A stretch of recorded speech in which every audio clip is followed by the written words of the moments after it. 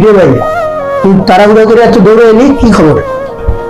ভাইয়া আমি আসছিলাম একটা সমস্যার জন্য। ভাইয়া কি সমস্যা হচ্ছে তোর? বল, একটু তাড়াতাড়ি বল। তোর ভাবি মার্কেটে গেছে কেনাকাটা করতে, আইসা তোরে দেখলে রাগারাগি করবে। বলে ফেলা, তাড়াতাড়ি বল কি হয়েছে। ভাইয়া একটা বড় সমস্যা হয়ে গেছে, যে সমস্যার কারণে মানে আসা ভাইয়া তোমার কাছে।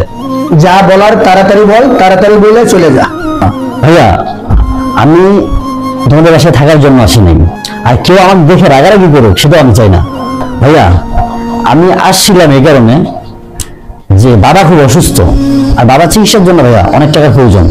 আর তোমার কাছে ভাইয়া টাকা নিতে আসছিলাম, টাকাটা খুব প্রয়োজন ভাইয়া। তো আমি কি করব? আমার কাছে কোনো টাকা পয়সা নাই, আমি এখন কোনো টাকা পয়সা দিতে পারবো না ভাই। তুই এখন যা, আমার আর বিরক্ত করিস না। ধন্যবাদ ভাইয়া তোমাকে। বাবা অনেক কষ্ট করে সব জায়গা জমি বিক্রি করে তোমাকে পড়ালেখা শিখেছে, কিন্তু তুমি বলতেছো তোমার কাছে কোনো টাকা নাই। আর ভাইয়া তুমি এখন অনেক টাকার মালিক, তোমার বউকে তুমি মার্কেটে বাড়াচ্ছো কিসের জন্য? কেনাকাটা করার জন্য। তুমি বলতেছো তোমার কাছে টাকা নাই।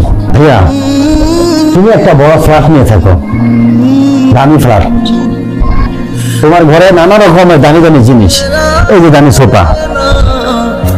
বাট তুমি আমার বাবার চিকিৎসার জন্য, আমার বাবা একা না, তোমারও বাবা চিকিৎসার জন্য মাত্র 2 লক্ষ টাকা তুমি দিতে পারতেছ না।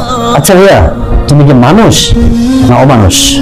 তোমাকে ভাইয়া বলতে আমার ঘৃণা হয়। কেন তুমি কথা বললে কেন? কেন বললাম?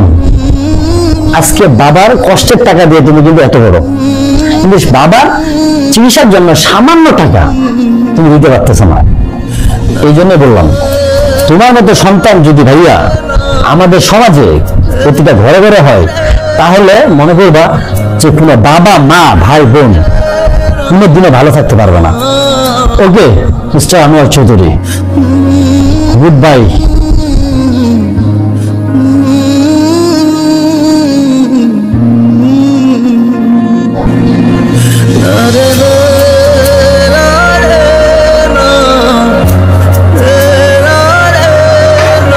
ভালো থাকবেন।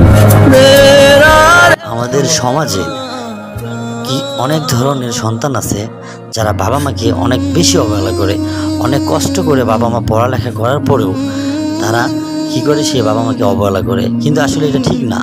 পৃথিবীতে বাবা মার চেয়ে আপন বলতে আর কেউ নেই। আমরা দয়া করে সবার উদ্দেশ্যে বলতেছি, আপনারা কখনো বাবা মাকে অবহেলা করবেন না। সবসময় যত কষ্টে থাকুন না কেন, বাবা মার পাশে থাকবেন এবং বাবা মার